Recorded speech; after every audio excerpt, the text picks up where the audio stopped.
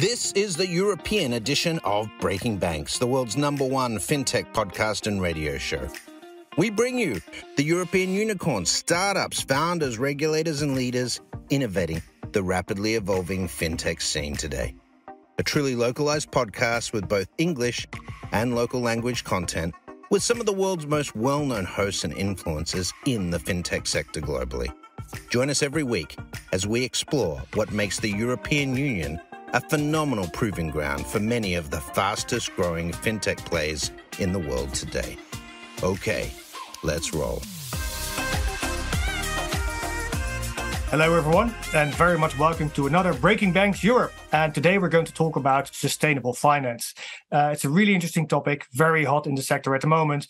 And we've got some distinguished guests to discuss the subject and find out a little bit what's going on and what's going to happen over the coming period on this subject. So we're going to talk about nudging, we're going to talk about greenwashing, we're going to talk about data, all the subjects that you probably have seen in connection to this topic. And we're going to discover what it means. With me today are David Lais and Jean-Louis Warnholz. Very happy to have you here on the show. Welcome, guys. Thank you so much for having us. Excited to be here. Thanks. Great to have you here. And I think you're both very active in the space of actually figuring out how financial services can support moving into a more sustainable future. And I'm really curious to learn a bit more. How did you get into the space? So maybe, David, can I give you the floor? Tell us a bit about what you're working on and how you ended up there. Yeah, sure. So, hi, David. Actually, my background is in payments over the last 18 years. So I started in acquiring, moved later on issuing. And around 2015, I took a little bit of a break. And I wanted to travel around the world. I only made it into Asia.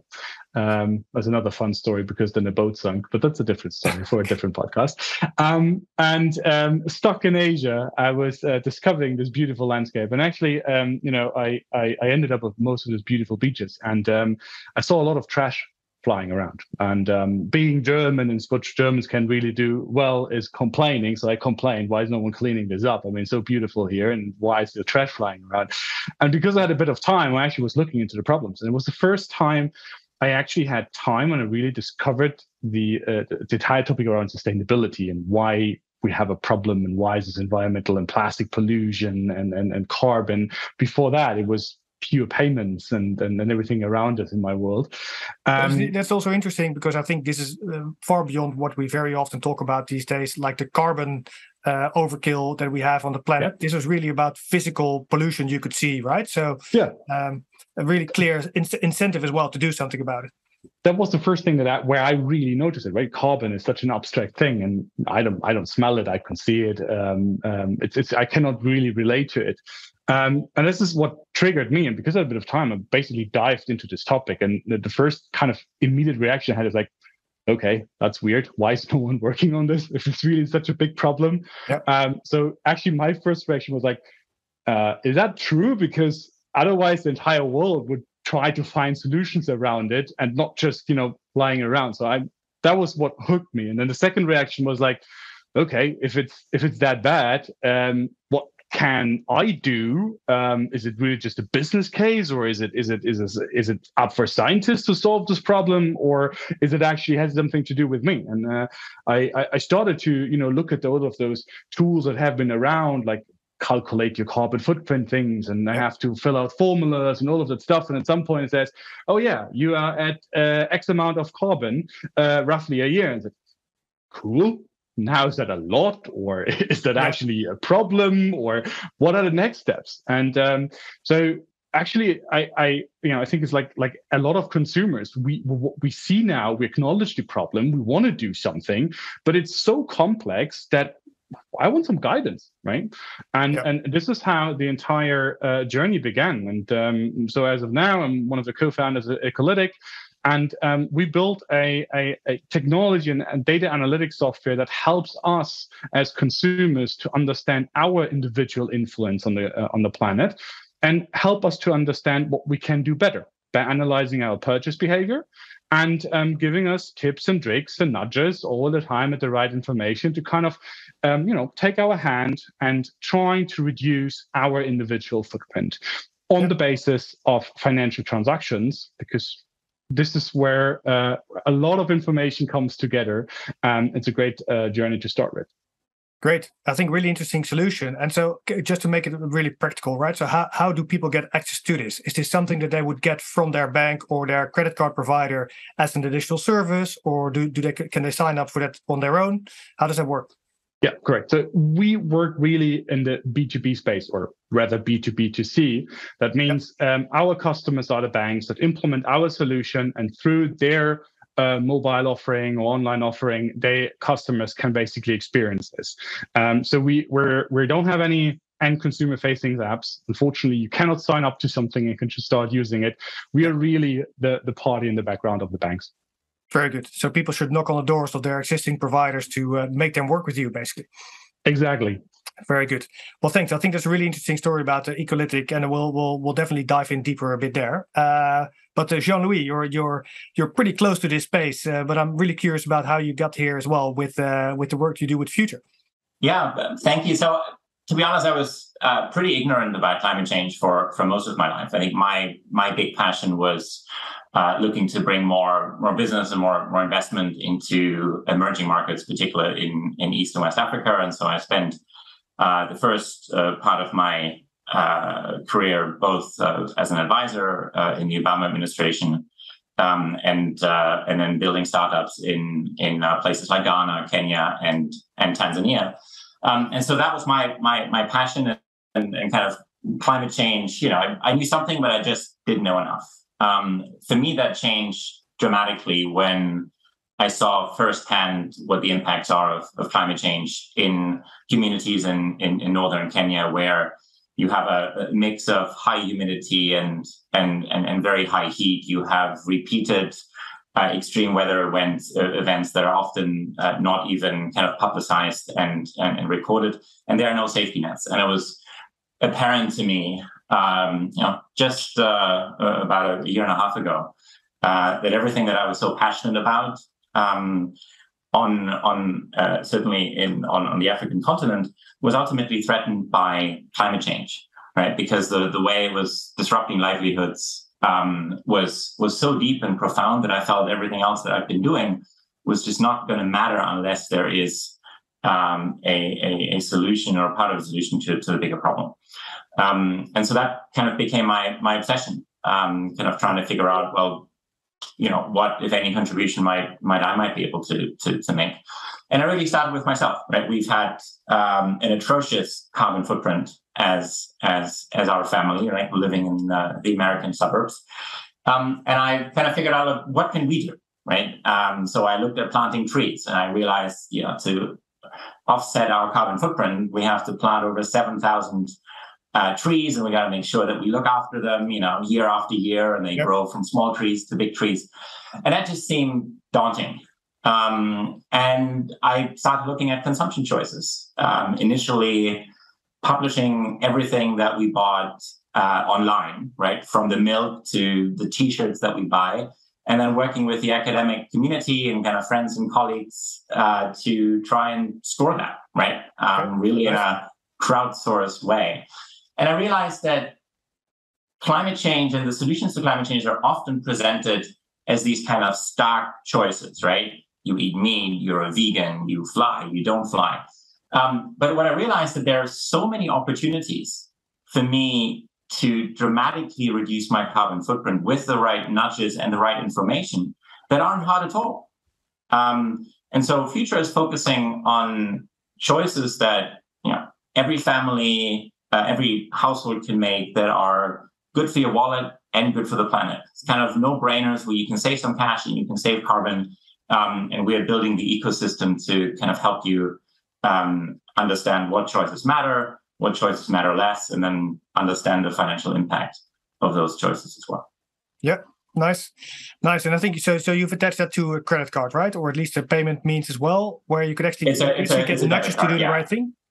Yeah, it's a debit card, and the kind of first point is we're looking to kind of disrupt the existing reward system, right? With most major credit cards or debit cards, you get extra points, extra cash back on filling up your tank, on flying, on eating out at restaurants. And so our Future Card Visa debit card is, I believe, the first card that kind of turns it around, right? We give you cash back if you charge your car. We give you 5% cash back if you take the train or the bus, or you buy secondhand clothes or plant-based meat. And so it's really kind of changing the conversation and rewarding you basically to lower your carbon footprint. Nice. Yeah, I think that, and so I'm very curious about your experiences there as well, what kind of effect it has on people's choices. I mean, I think one of the challenges that we see, if you want to change people's behavior, there needs to be a proper incentive behind it or a strong social movement to actually make it work. So what is your experience there so far? Yeah, so I mean, I would say the company is just over a year old, so we're a startup, and I'm very kind of data driven, and so I think I want to caveat that, but because I think that the lessons that we've learned thus far is that we've been able to kind of build a movement, and we now have members in every single state across the US, right? North, south, east, west. And I think what really resonated is the sense that, this is something that is good for the planet, but it's also rewarding for me, and particularly it's accessible to me if I, don't have the cash to, get a Tesla or get a solar roof or, make some of those sustainable choices that are very often attached with a very high price tag and really are not as kind of inclusive and accessible to most average families as they could be. So I think that there's been a good response, and we are we're really excited to see where this goes. I think we all love points, we all love nudges, and in our case, you can rake up your climate points and you can get cash back, or we offer you a whole host of interesting rewards in our app that further help you kind of lower your utility bill or have a more sustainable commute to the office. And so that's the ecosystem we're building. Yeah, I think it's great. I think a very nice initiative to try and nudge people to do the right thing. What I'm curious about, maybe to take on from the both of you, is, let's say, where do we stand from the acceptance perspective, right? So I think we're actually coming from a phase where we weren't willing to make any changes to our life. You see now that, I think you already mentioned sort of the discrepancy between sort of a very black and white discussion about the environment, right? So either you're doing good, as you're not flying, you're not barbecuing, you're a vegan, and so on, or you're doing very bad because you do everything that God has forbidden. But I think that sort of is also a signal of sort of the phases that we need to go through to actually accept all this, where at some point we actually might have to do some serious concessions to our way of life.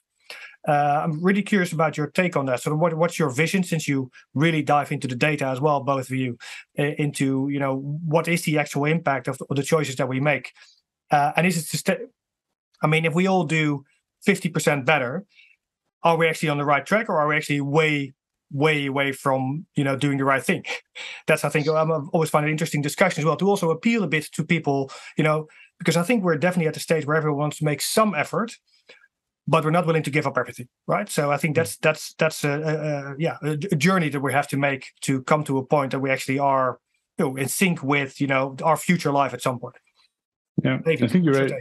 You said right. It's a journey, right? And actually, the data that we see, and we have about 2.5 years of data now, is that in average, or let's say in high performance, not really average. Average is a bit below now, but really the most we can do in our own behavior is around 10 to maximum 15% of our emissions changing through behavior, because the biggest amount of our emissions comes with the infrastructure we're using, right? So the apartment I'm currently in, I will not be able to change it, right? I cannot do it more energy efficient or something like that. I can do my parts of it, but in order to really make it sustainable, I would do significant changes to it. And that's something I can't change. Or even with a car, yes, I can change the car, and I can easily switch to an electric one, but actually in pretty much a lot of cases, it makes sense to use my car and use it for a couple of more years before I actually change it to a new EV one, and I change it every year or something like that. So, and the problem is sustainability and my sustainable choice are actually very complex, and it really depends a little bit on the situation. This is where we need to have the right tools to access this, right? In order to make the right conscious decision.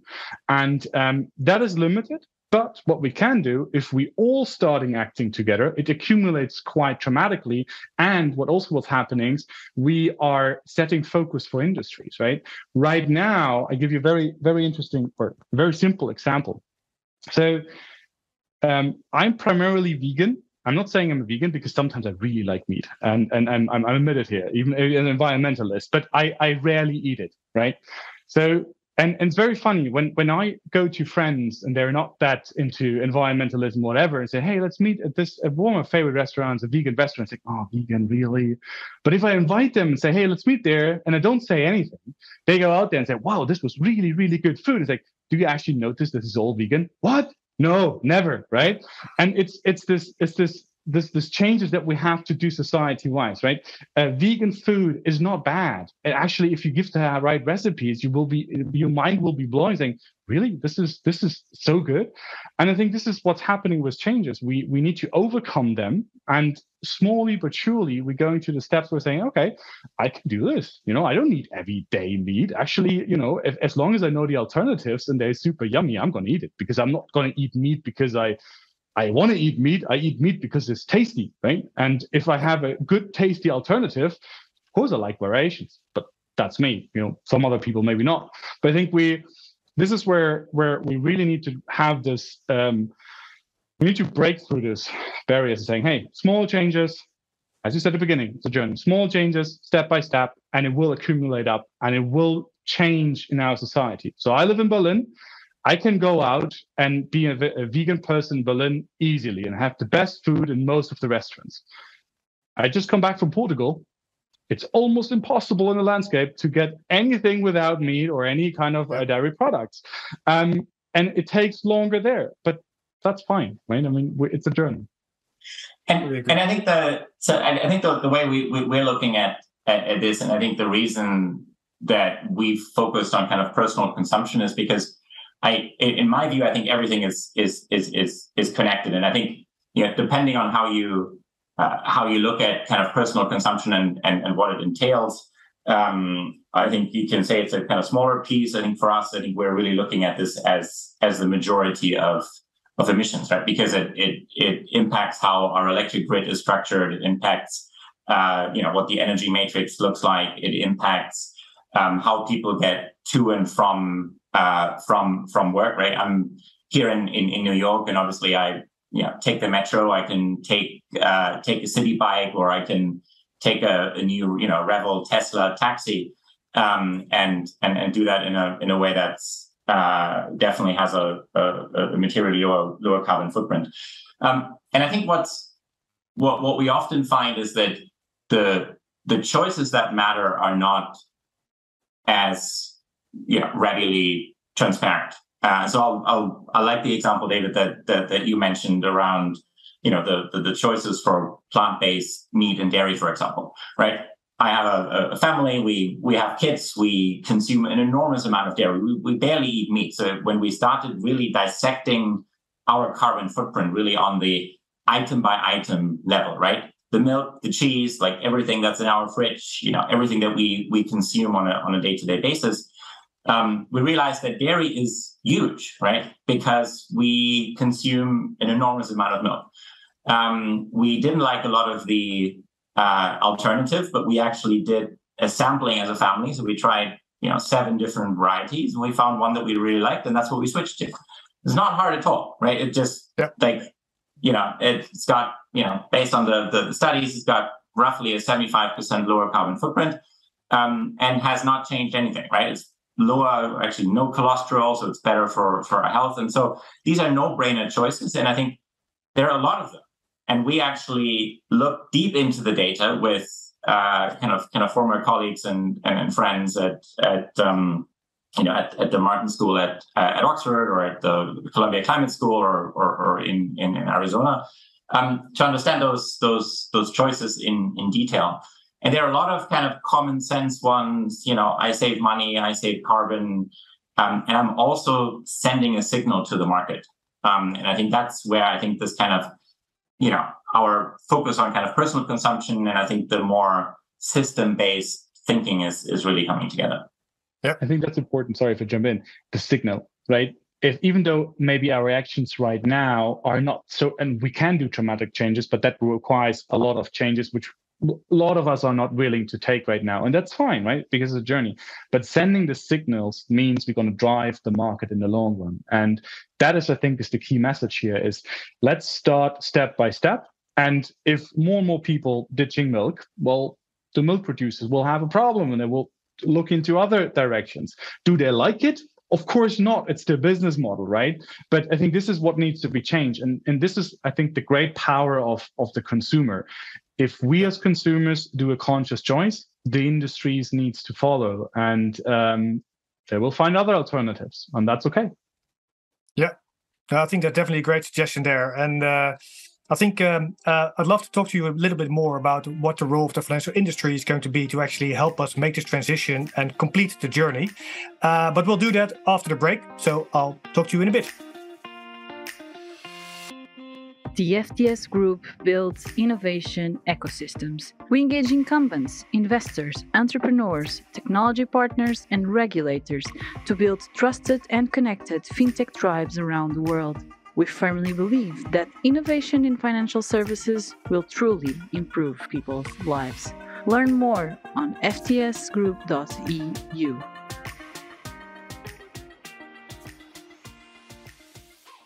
Welcome back to Breaking Banks Europe, number 148. We're continuing the conversation here with David and Jean-Louis on green finance and the way we can actually nudge people to do the right thing for the environment. We just left off with, I think, some really interesting conclusions about how you can, step by step nudge people to do the right thing. One question I'd like to drop with you is, we see a lot of negative framing as well, where we see that people are not supposed to be flying, not supposed to be eating meat, not supposed to be traveling at all. That has also quite some backlash in society, I think, where a lot of people are just saying, stay away from the things that I like in my life, and don't forbid them to me.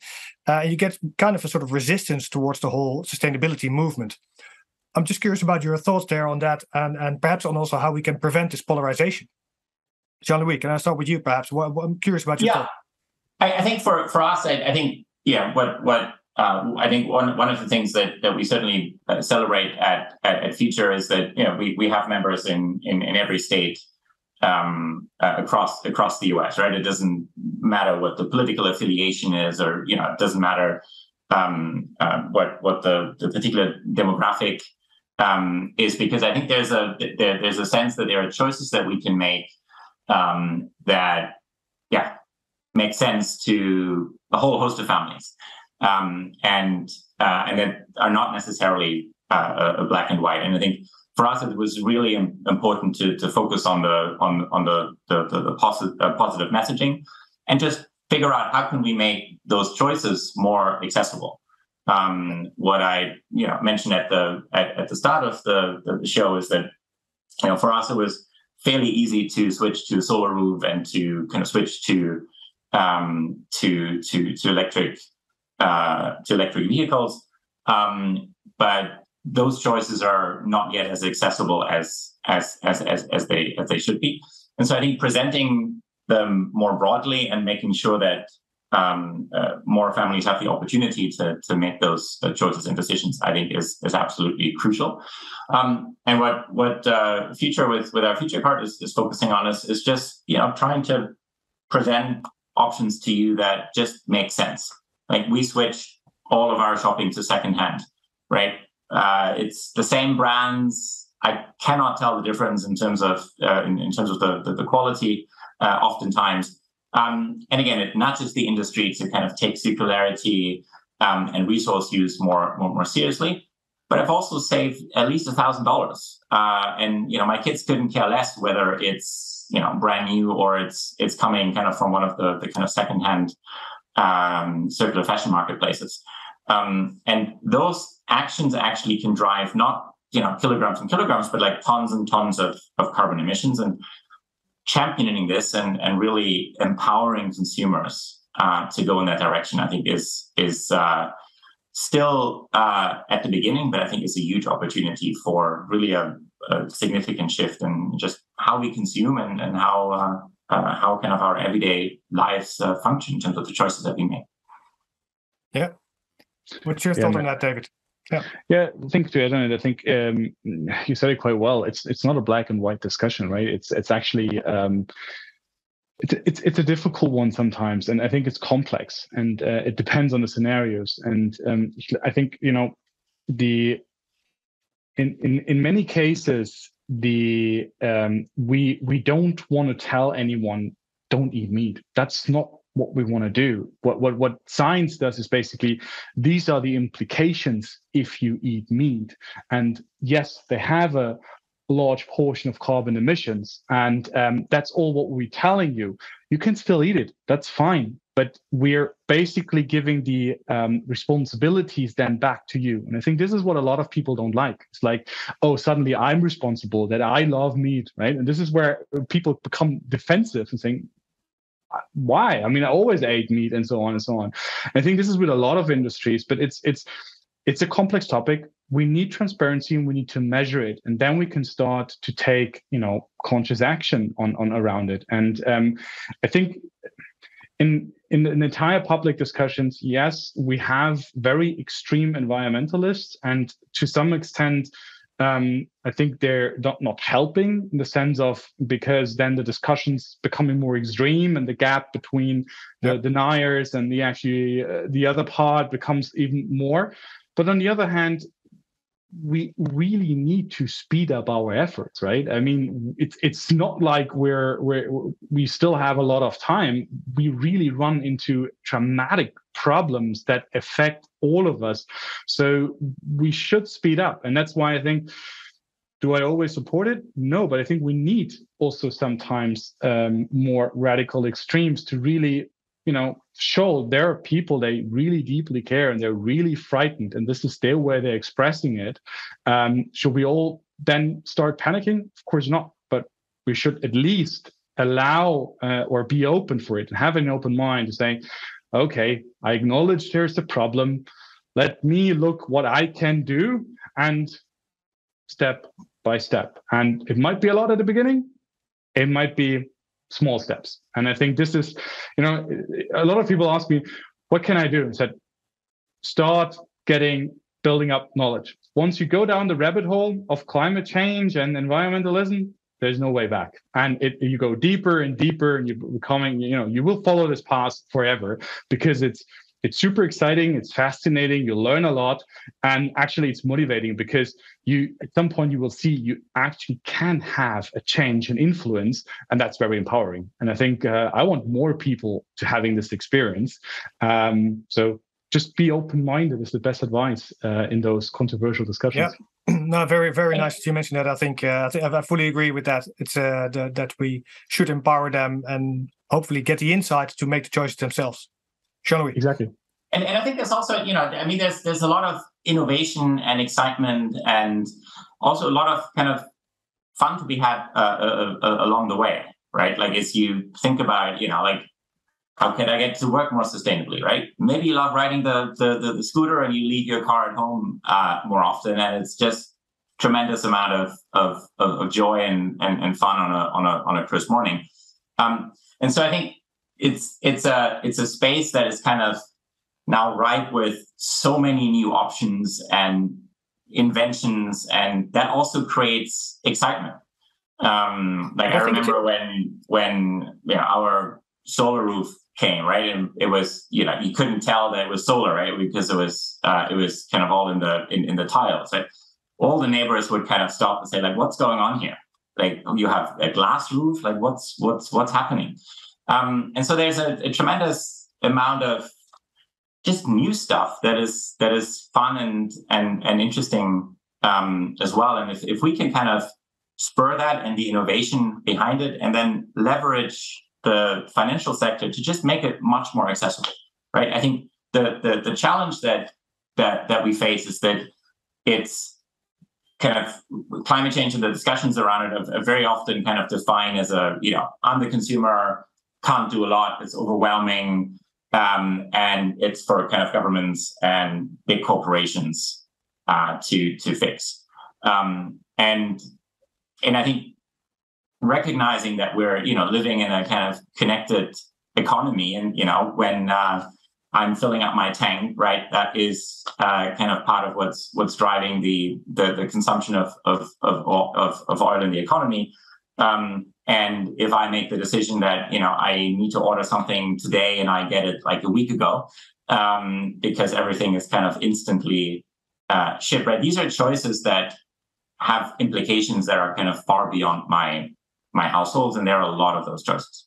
Yeah, but I think it's nice. What I actually take from both your stories is that you are actually looking at a very nice prospect of what the future will look like. You have something in mind that's worth working towards, right? And I think that perspective that narrative might actually be missing to a large extent for a lot of consumers, who we very often present climate change as, okay, now you just can't do this anymore, right? So it's that narrative, I think, turns it into a negative perspective. While I really think that you hit the nail well by saying, it's actually something that once you start learning about what you can do and, and what the future then might look like, that's worth working for, right? And making an effort for and working towards impact. Yeah, I think now we're tying into an entire new topic, which is the social implications of climate change and so on, right? I mean, a lot of us are stuck in the hamster wheels that we're living, right? So our job, stressful, family, et cetera, et cetera. So there's often not much time, money is tight, and so on, especially in times like this where recession's happening and so on. So there's a lot of other problems, and my life is already full, and now there's this other thing on top of it, which I also need to care about, and so on. And I think that's an entire other big problem that we need to tackle. But it kind of goes hand in hand, because a lot of that keeps us busy every day is part of the problem that we have. And I think sometimes we really need to zoom out and see on a society level. We have built something amazing. We have come quite far for the last 200 years. But is it really good for everyone? I doubt it. I think this is, but it's a different discussion, so I don't want to open this. No, I agree.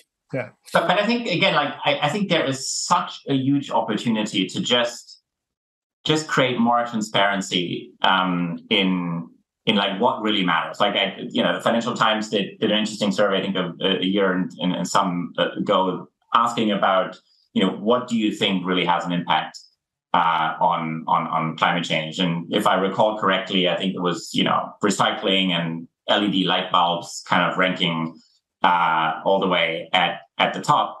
What I didn't see is, what's the impact if, an American family like mine changes their thermostat in the summer from a chilly 68 degrees Fahrenheit to a still pretty chilly 75 degrees Fahrenheit. Huge impact, right? You look at the math, and the data, and again, we are talking about not kilograms here and there, but we're talking about tons and tons of carbon that we can eliminate with different choices, and some of them are not difficult, right? I mean, I'm always kind of perplexed that sometimes in my kind of prior jobs, right, you're extremely cold in the office. So you're extremely hot in the office in the winter because the kind of HVAC is blasting, and you're cold in the summer, right? Yeah. It makes no sense, and kind of as an economist, right, I see all of these kind of inefficiencies all over the place, right, where you could be spending less money and reducing your footprint, and probably having a better time doing it. And I think the same is true in some of those kind of bigger structural issues that we're facing, including the fact that, if we look at office cooling, right, it's hugely inefficient, right, because no one is properly documenting it, and nobody is really translating the fact that I am hot in my office in the winter and I am freezing, so I have to put on an extra kind of pair of clothes in the summer, how many tons does that translate to once we look at the entire building? And it's the work that kind of David and Ecolytiq and others are doing, and the work that kind of our AI and machine learning team is doing at Future. I think is really about making this like front and center and having that information available when you make the purchase, when you make the decision. Yeah. So if we can bridge that to the transparency, because I think that topic, I fully agree there, that's going to play a really important role in driving this forward.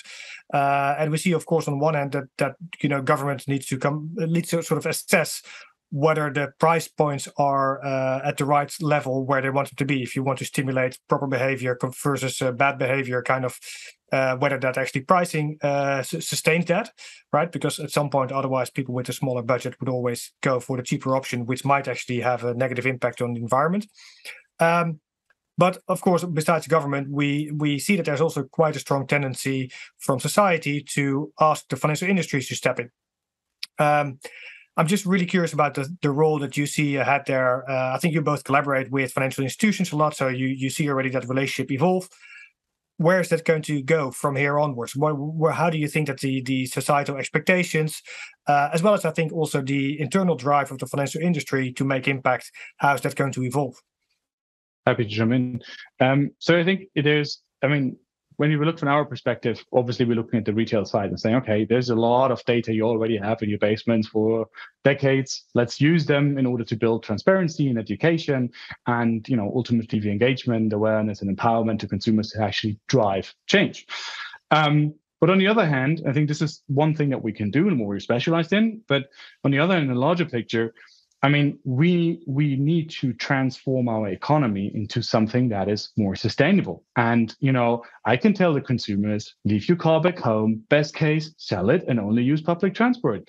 But then we still need to change the bus using gasoline to use a new form of renewable energy. Yep. And that requires investments, and that requires a huge update of our infrastructure. And that is really, we need to touch everything. And this is where, the financial world was built for, right? Managing investment and helping the economy to drive this forward. And so I think that's the beauty about it. The only thing that we're missing right now is, where do we want to head to? We all know we want to solve the climate change issue, but we are talking about definitions. What is green? What isn't green? Those kind of things. And if we're clear on this, I think the finance industry have the best decades that ever come, because literally everything we have needs to be changed into something more sustainable. So it's a massive investment case that will happen. And I think it's driven by consumers saying, I want to do something, I'm willing to spend money, and I'm willing to install a solar roof, I'm willing to change my car, I'm willing to use more public transport. And everything else will need to keep up. And in the center of it is the finance industry. So I would open a bank if I would not run Ecolytiq at the moment. A nice one. How do you see this?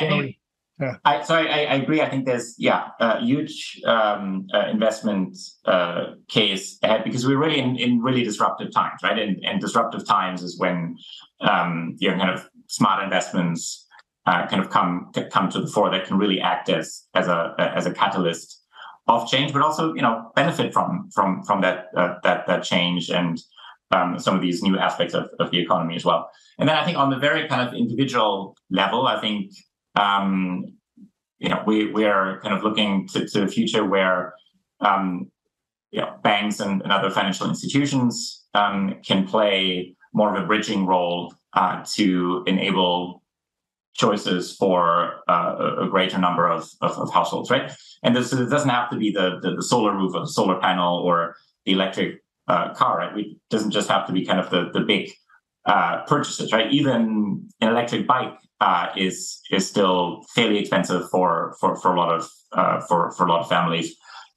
Looking at does it make sense to switch out those window air conditioners to a heat pump if you're in the kind of right climate, right? There are a lot of kind of choices that make financial sense and also drive more convenience and more comfort for families, but that are just not available.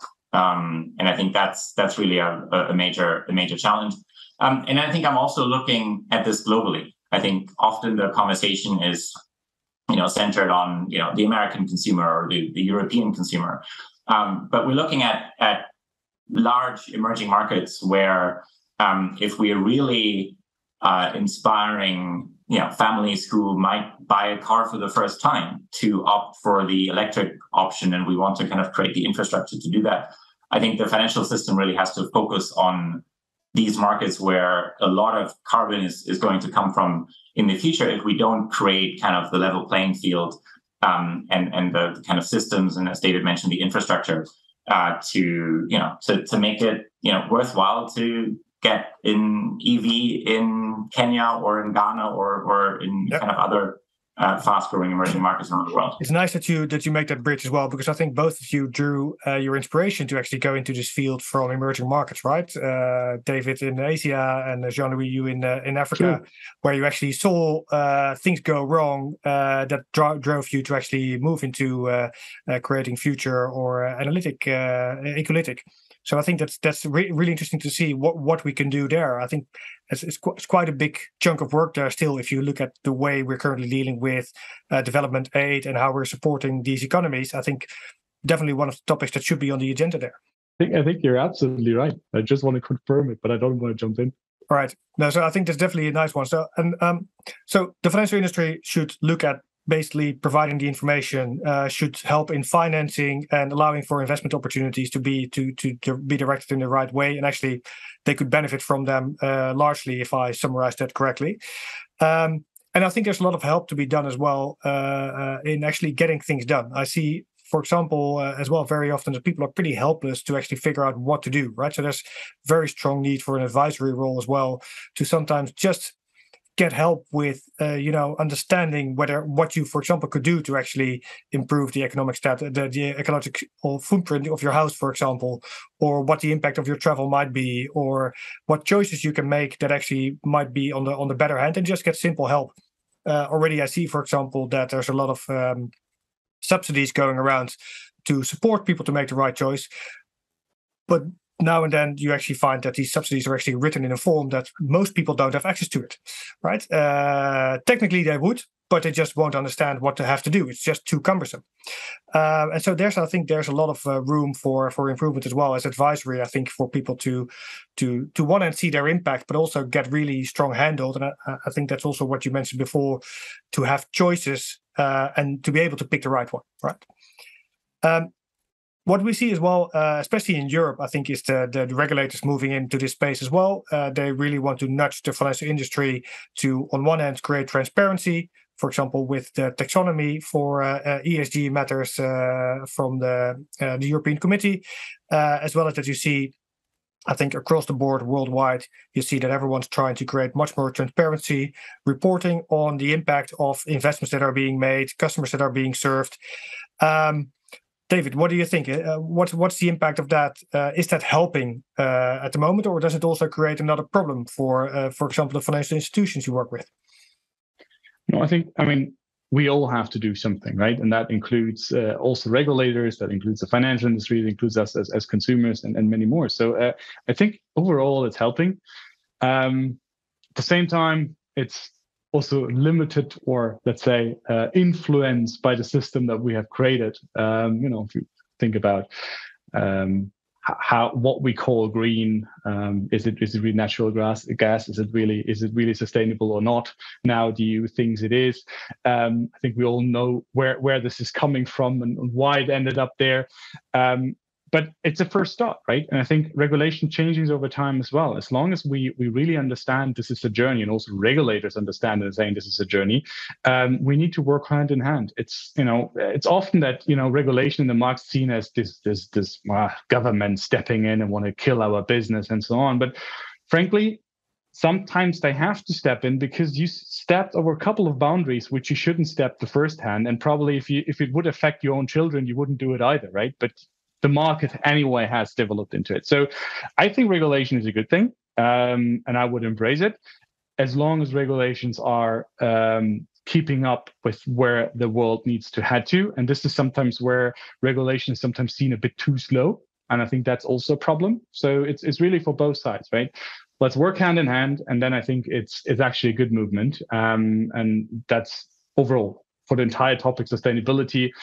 Collaboration is really key on all levels. And if we manage that, then it's good. Yeah. And I think we just have to make it a lot easier for folks to make these choices and also to benefit from those incentives. I think Don, you mentioned it, right? There's subsidies, there are tax incentives, but if you're living in the suburbs and you're looking to change your gas water heater to an electric water heater, there's a rebate somewhere out there, right? That kind of is kind of helping you finance that transition. But the paperwork is pretty tough. A lot of folks are not aware about it, and so one of the things that I'm excited about, for example, here in the US, is with the Inflation Reduction Act or the climate bill, is that now you have opportunity to get a tax incentive for a second-hand electric vehicle, which I think is a big deal, because in the past a lot of those kind of tax incentives for sustainable choices have really gone to kind of more of the affluent kind of income strata here. And I think, again, broadening this and making these things a lot more accessible to everyday households for everyday decisions, I think is absolutely crucial. Yeah. Cool. So how is the US market evolving with that regard? Do you see more and more regulations popping up, also basically based on a new bill, indeed, that's supporting the ecological change and more sustainability? Is that also working towards the financial industry in the US? Yeah, I think there's a lot of disruption. I think that's kind of coming down the pipe. I think the Inflation Reduction Act obviously is a huge deal, and it's a lot of kind of back and forth in the process. But also, if you look at what's happening on the state side, right? You look at whether it's places like California around electric vehicles, or places like Maryland and others driving more sustainable choice. I think you'll see a lot of kind of legislation that's coming out at the state level as well, because I think what we've seen now really over the last 2 or 3 summers is, I think there is a real perception that these extreme events are getting worse, and you have drought and wildfires on one side of the country and extreme flooding on the other, and it's hitting people's homes, right? It's becoming, it's no longer just kind of carbon that I can't see and touch. It's like my basement flooded, right? I've lived in my house for 12 years, right? 3 times in a row my basement flooded, because our infrastructure was just not built to handle the amount of water that we suddenly had kind of gushing down our street. And so it becomes very real. And I think when it becomes very real, I think voters become demanding, consumers become demanding, and I think the system just has to kind of shift and adapt to a more kind of modern, low carbon economy. Yeah, cool. Nice to see that development indeed also in parallel, moving upwards in the US to drive the sustainability movement there. I'm afraid we're already through our time, so we really have to wrap it up. But maybe just to ask you for any follow-up, Jean-Louis, how could people best reach out to you if they want to know more about Future and what you do? Yes, I would love everyone to join our movement at future.green, or look us up on the App Store under Future Card, and be part of the movement to make your kind of everyday transactions count. We're in due course launching on the Google Play Store as well, and we're really looking forward to expanding this first in the US and then ultimately in parts of Europe and elsewhere in the world as well. Great. Looking forward to that, Jean-Louis. Thanks a lot. David, where could people best keep track of you? Ecolytiq.com, our website. Reach out. If you're from a financial industry, we always love to talk. If you're a consumer, talk to your bank and send them our website, and then hopefully we can generate the pressure that way. Great. Thank you, David. Thank you for talking here about Ecolytiq, and Jean-Louis to talk about Future. I think you've got some very nice proposition, and I hope that you, listener, got to the benefits of that by understanding a little bit more what's happening on both sides of the Atlantic Ocean with the development of sustainable finance. My name is Don Ginsel. I run Holland FinTech and do all kinds of projects in both sustainable finance, inclusive finance, and running FinTech ecosystems. And looking forward to speak to you all again. Please find me on LinkedIn and see you at the next Breaking Banks. Have a great day. Thanks for listening to Breaking Banks Europe, a Provoke Media podcast in cooperation with FinTech Stage. Don't forget to tweet us out, shout out, or post to the team at Breaking Banks EU on Twitter. If there's something or someone you'd like to hear on our cast, let us know. See you next week on Breaking Banks Europe.